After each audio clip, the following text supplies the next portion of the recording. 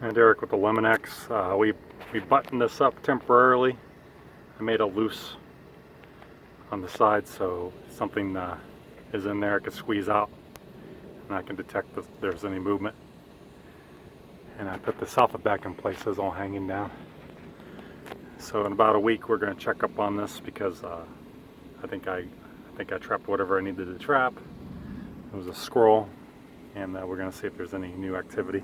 I haven't seen any activity for about a week, so I did this. Should have done it earlier, but it was the holiday weekend.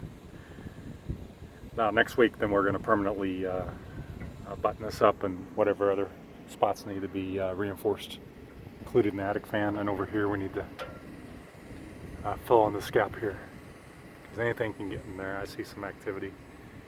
It could even be bats. Even bats.